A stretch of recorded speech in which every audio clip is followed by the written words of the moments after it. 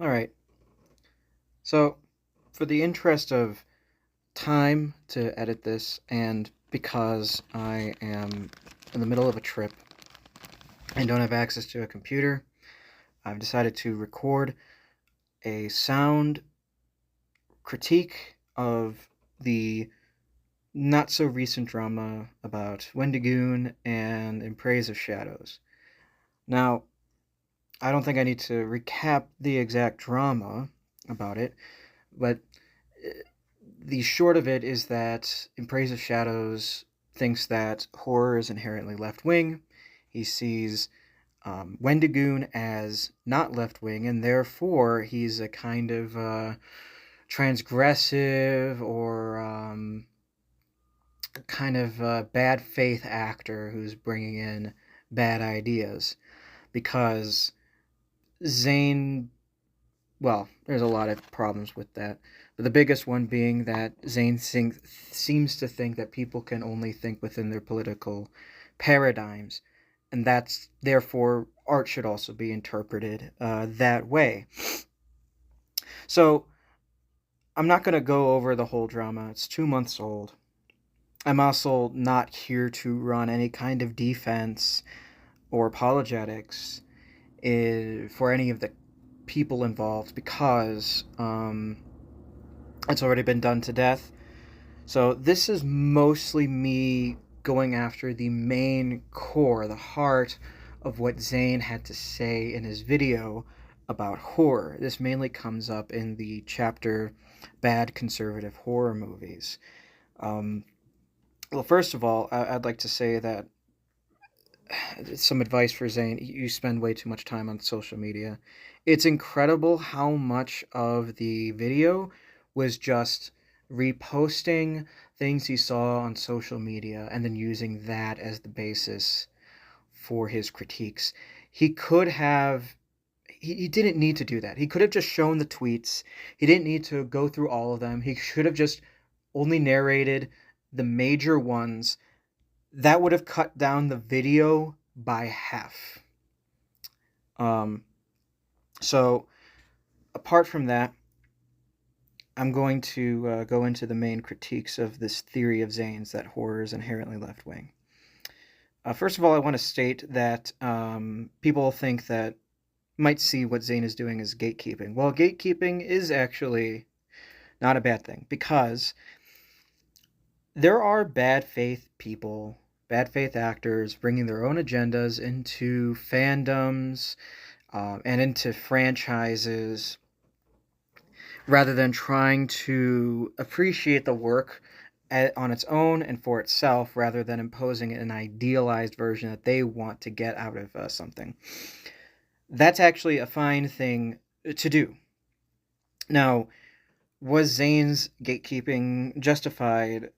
Not really. First of all, because he couldn't really prove that Wendigoon was a bad faith actor. Again, when nobody else reads people's motivations and personal interests and whole personalities based on their political affiliations and working towards those political goals rather than just, I don't know, living, um, it's very hard to prove that Wendigoon really is only acting in that kind of bad faith. It seems more clear that he likes horror and that he's a conservative. That doesn't mean he's a bad faith actor. You have to believe that Wendigoon is sort of a embodied representation of his whole ideology, which may or may not be all that systematic. Um, in order to believe that that was enough evidence to believe that he is acting in bad faith and bringing in these agendas and trying to secretly turn all these poor left wing horror aficionados and turning them into hardened uh, ideologues of the right. But also, I don't think his grounds for gatekeeping the horror community in the way that he wants to is really well founded either. Because again, I'm probably going to say this ad nauseum, he thinks that horror is inherently left wing. And if that is what horror is, then in some way him calling out Wendigoon, I mean, it is justified. It's sort of like saying Wendigoon shouldn't be hanging around the Democratic Party and influencing its decisions when he is clearly a conservative. That'd be one thing, but this is horror. If horror is not inherently left-wing, then even Zane's defense of his community does not hold up, and I don't think it does. So I want to put something out there here in the beginning to understand sort of the issues I see with Zane's critique. Matthew Maniasi on the website Medium wrote about how conservatism is just weaponized nostalgia and pining for a past that never really was. I'm sure Zane has heard of this because I've seen it posted in other places on social media. I don't think that even Matthew came up with this idea on his own. I think he probably read it on Twitter or Reddit. So I'm just going to throw that out there, and we're going to continue on. So let's talk about how Zane thinks about horror as being inherently transgressive and punk, and an attack on societal norms. And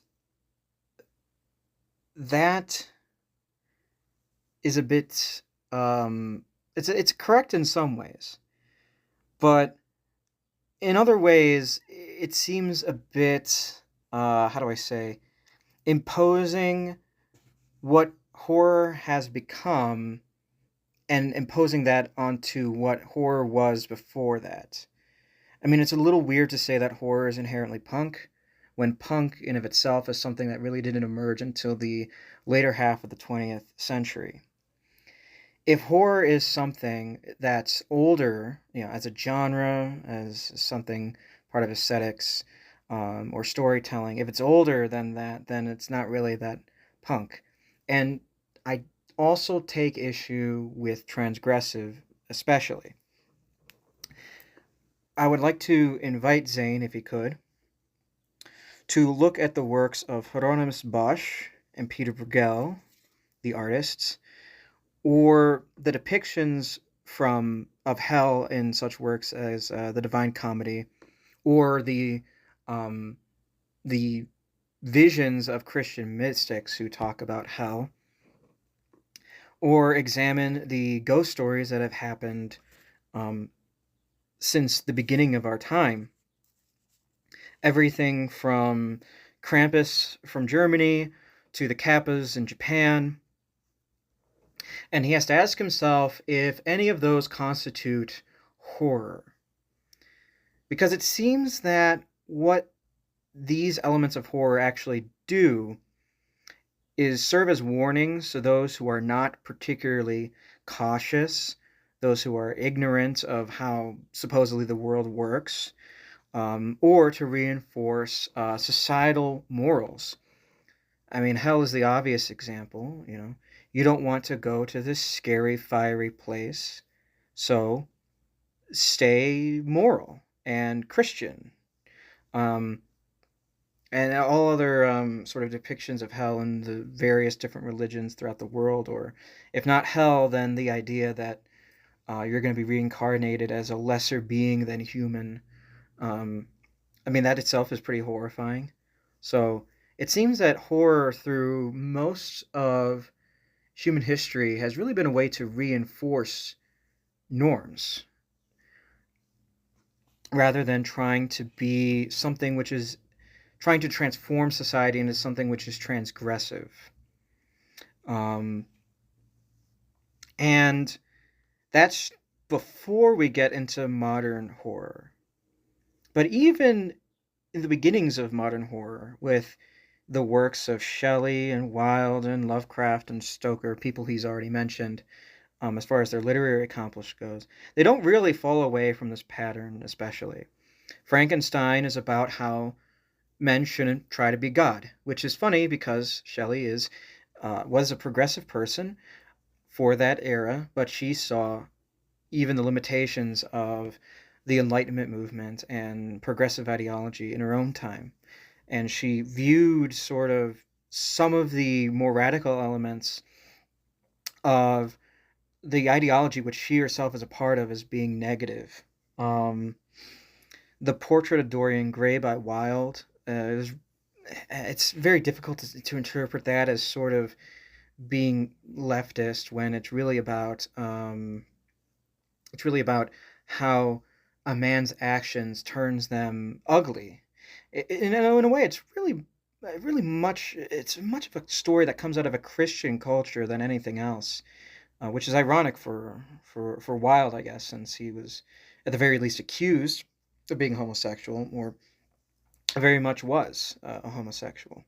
Um, Dracula Dracula is very fascinating because on one hand the monster is supernatural and comes from the ignorant, what we could say conservative elements of Eastern Europe.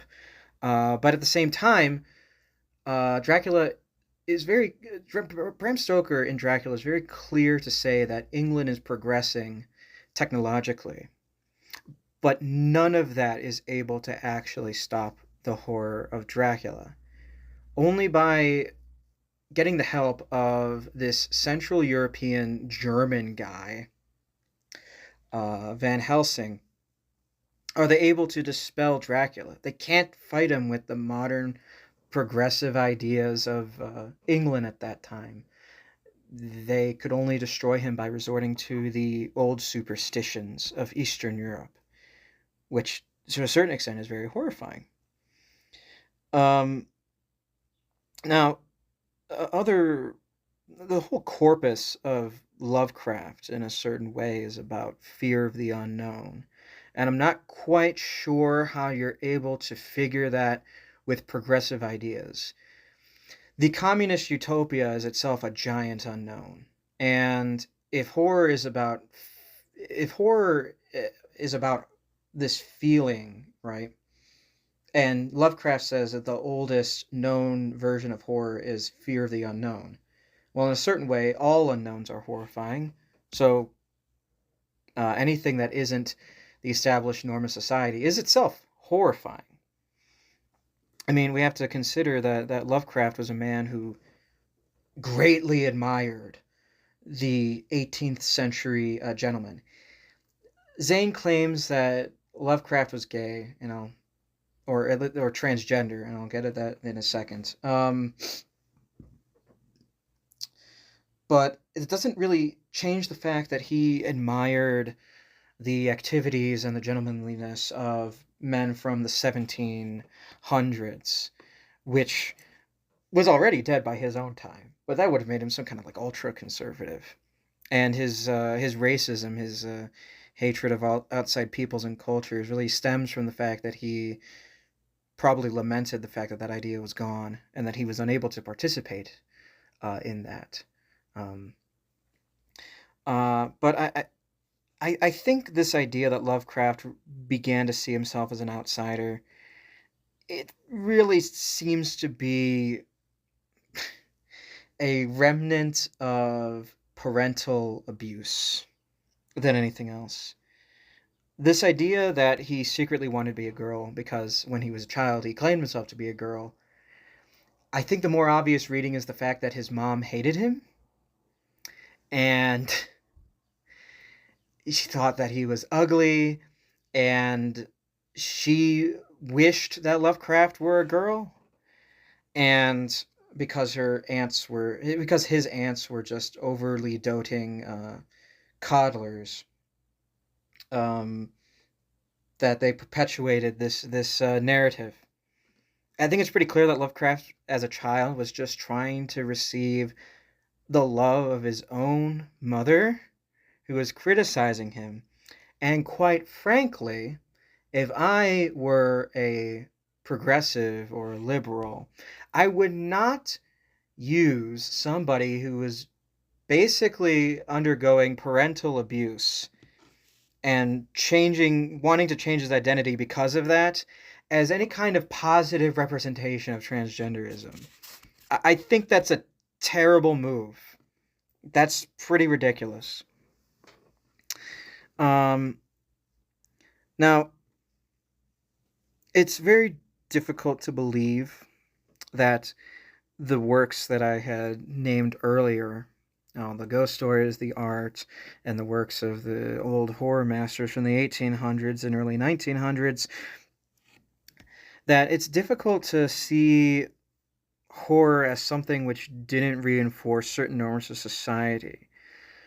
The material might have been sort of horrifying and transgressive, but just because that's the case, it doesn't mean that it doesn't have an underlying notion that this is scary and something to be avoided. Um, and I think that we can't really say, because horror became more transgressive and supportive of outside figures and liberal ideas and progressive ideas ever since Night of the Living Dead, that we should read horror as always having been like that.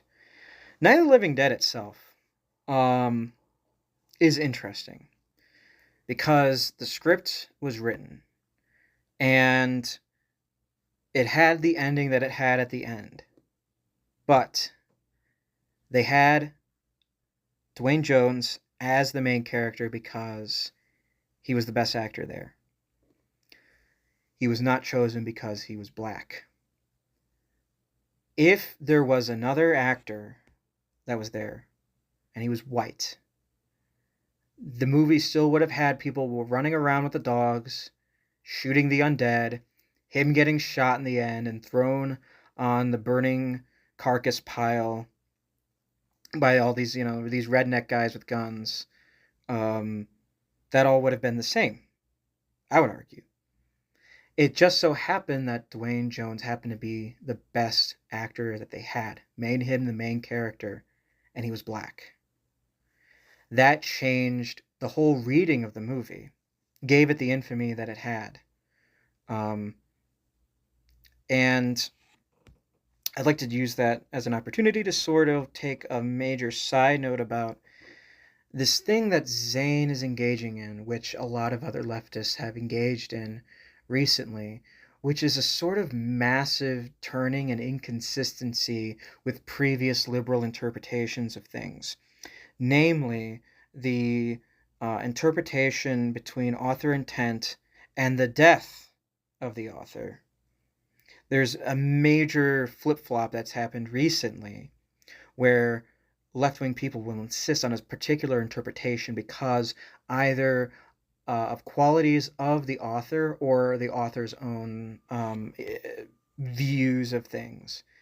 Not necessarily the exact ideas they had or explanation of how the movie was made when it came to writing the script and producing things, but merely that the author has put in these certain extensions of himself into his work, and it therefore, like a virus, taints the way that the work should be read.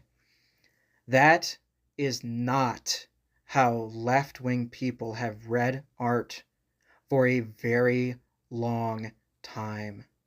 And by a long time, I mean about over half a century at this point. Death of the Author was the major way that liberals read and left-wing people read these works.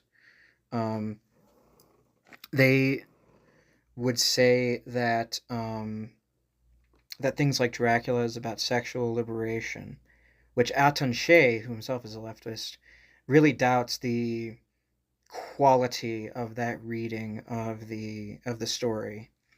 Not that it's entirely invalid, but that viewing Dracula as a kind of sexual liberation hero is contrasted by the fact that Dracula is,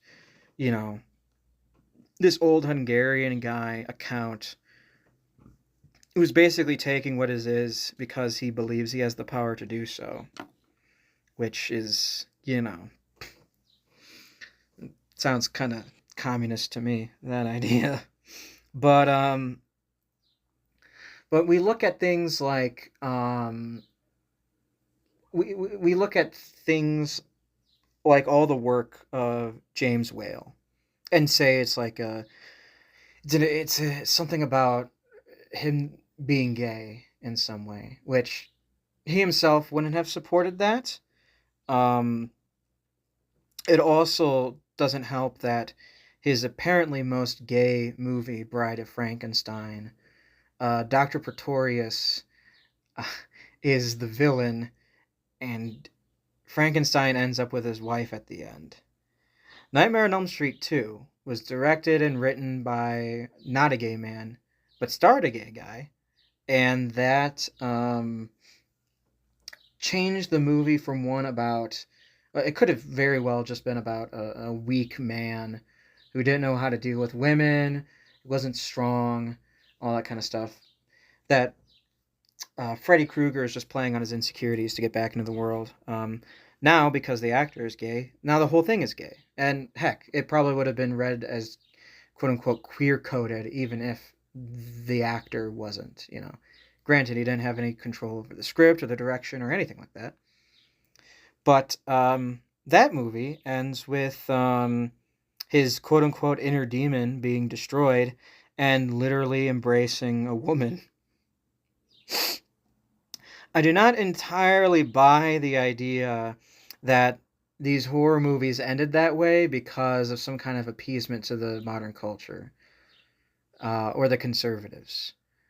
I don't buy it because, one, conservatives just hated these things anyway.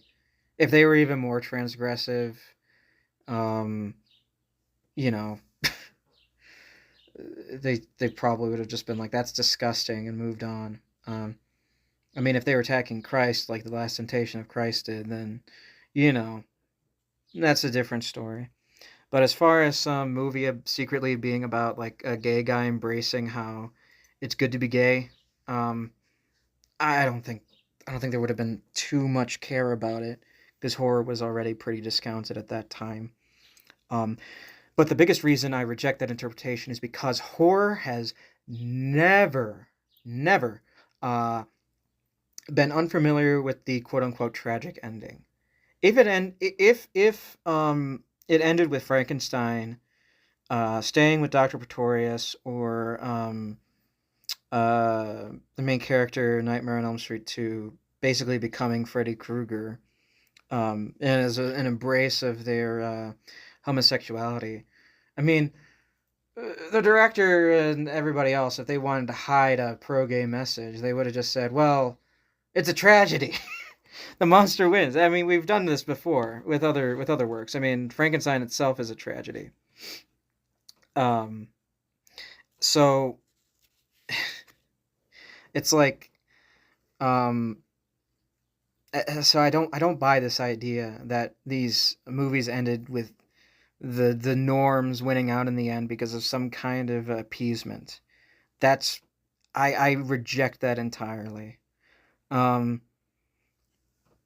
so to get back on track a bit more, a major issue I've seen in Zane's work is the inability in his interpretations to find a nuance between the oppressed oppressor dichotomy that he always uses. Um, I don't think that that interpretation is appropriate for every single work because I just look at horror differently. I'll get into that different. Well, I look at literature differently, and I'll get back into that a little later.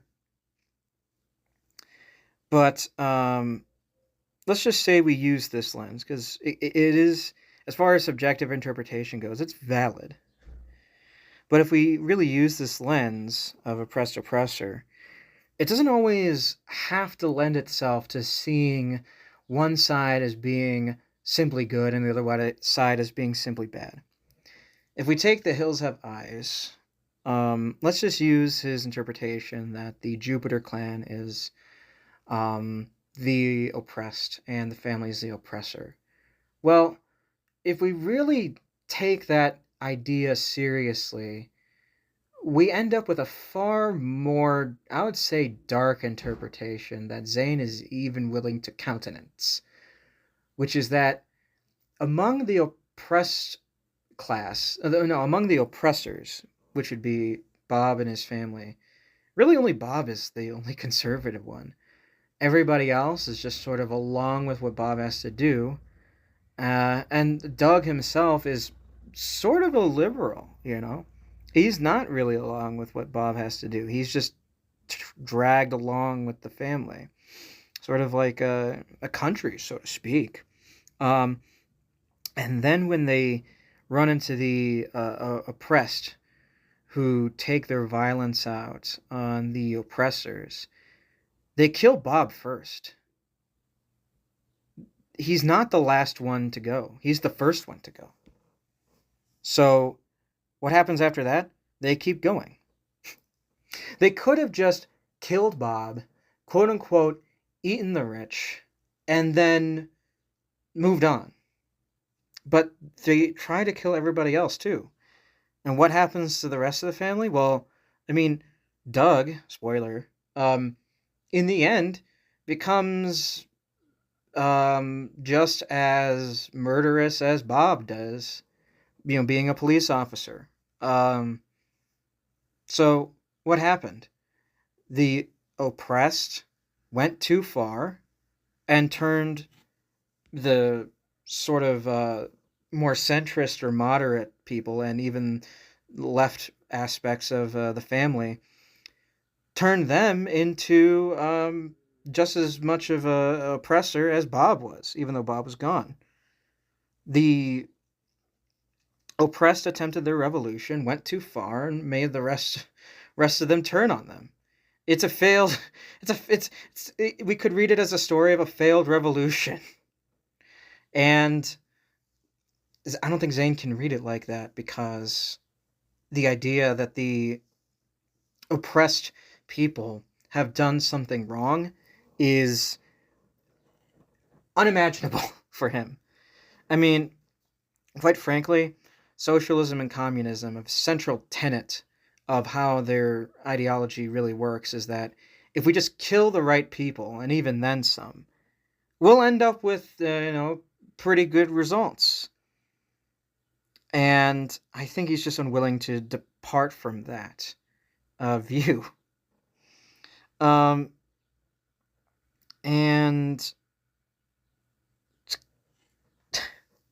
now to move on to like the next thing. I like to ask Zane if Midnight with the Devil is considered conservative because it's commercial and used AI rather than actual artists or all that. What do you think of horror since like the first Scream, all those like late 90s horror movies, the 2000s in general, everything made by Eli Roth? Like when he talks about like progressive directors, he names some more modern ones like Eggers. Now, granted, Eggers himself doesn't think that his movies are necessarily inherently political. But he seems to really skip over the kind of work that was done in the later part of the 90s and the 2000s and early parts of the 2010s. Because he doesn't I don't think he thinks that's horror. I think that's all, he thinks that's all commercialized nonsense. And I don't think he considers the Bye Bye Man actual horror. He probably thinks that's like commercialized nonsense as well. So what is, if we're looking at what horror was between the 70s, the 80s, early parts of the 90s, and some horror movies today, are horror films just the indie scene or anything that A24 makes? Is that only what is that the only perimeter where actual horror is supposed to be allowed? Now, we could go with the idea that Zane is some kind of Gnostic, where he has the correct hidden knowledge, one, to interpret movies as saying that, well, I have the hidden knowledge of what horror is, so really all horror is leftist and has to be interpreted that way because I have the hidden knowledge that horror is leftist. Or and then of course his the Gnostic hidden wisdom of being able to discriminate between what horror actually is and what horror is not. So Midnight with the Devil is not horror because it used AI images. um, with the very least, it's bad horror, and that all that stuff that Eli Roth makes, well, it can't actually be horror because it punches down too much or whatever. Um, Now, I think to some extent we could go with that kind of interpretation because a lot of people do that. People not just left but also right. Um, this sort of like Gnostic approach to saying that, well, secretly all this stuff is this, so we have to read it that way.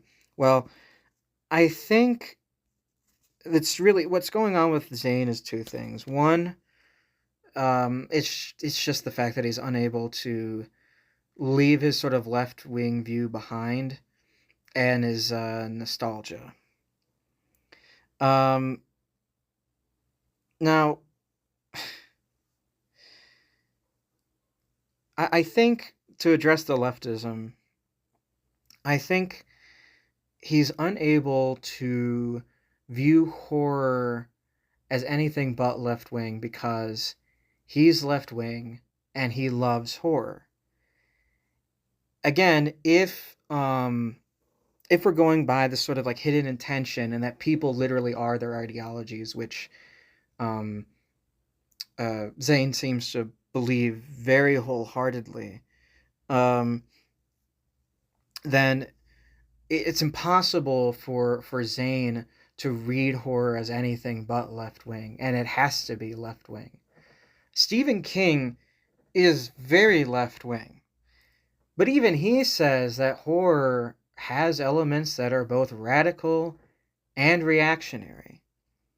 Because I think that he and myself as well, who I don't identify as left wing, um, I think the both of us recognize that horror is far more existential than it is political.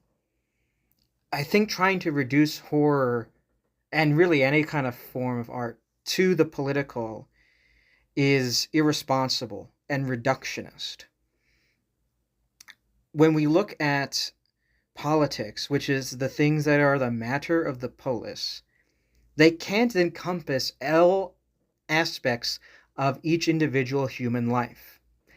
And to say that politics can encompass all aspects of human life, it makes you no better than a fascist. And I do not say that lightly. I do not say that lightly because I'm not some left-wing person on Twitter or Reddit. That is actually fascism. To say that all aspects of our life can be reduced to the political. Okay? To say that makes you a fascist. Now, the nostalgia, I think this is almost a more important aspect of Zane's view and why he felt the need to make this video. It's said that we are conservative about the things that we love.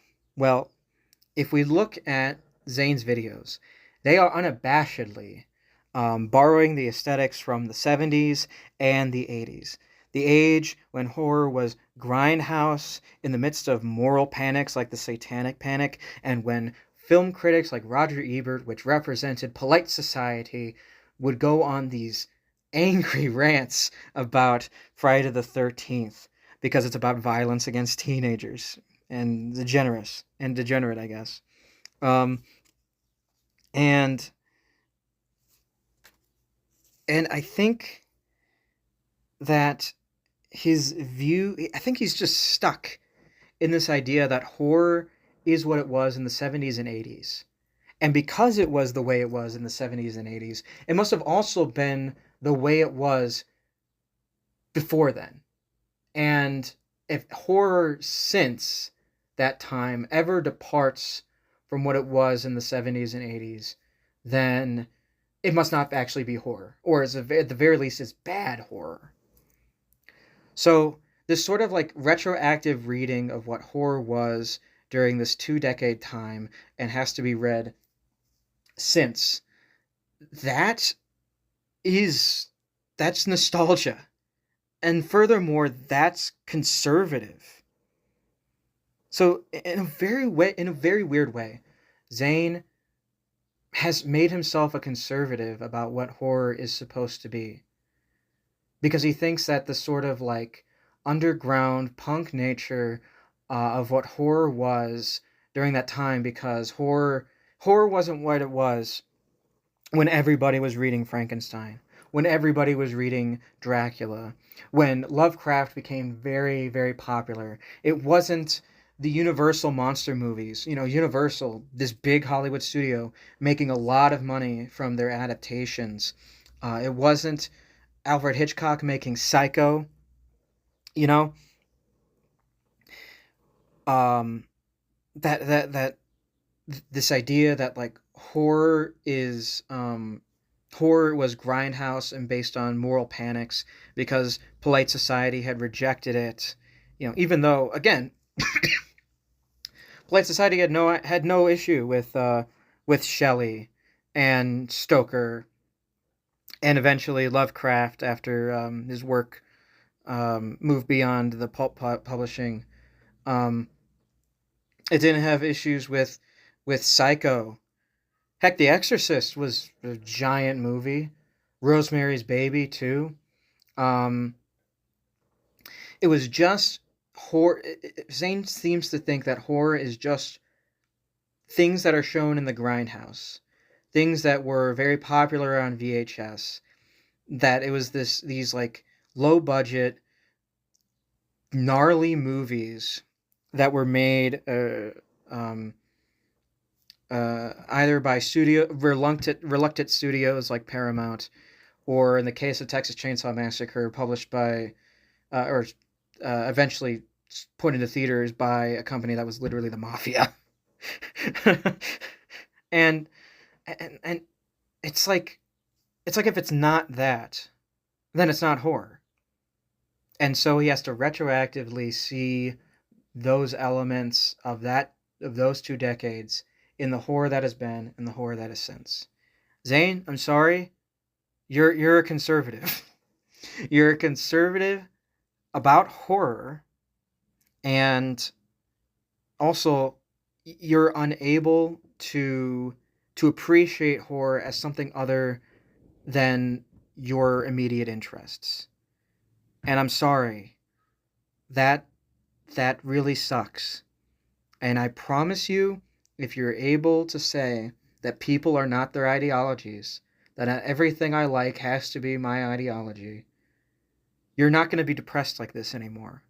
Okay? I'm 1,000% serious.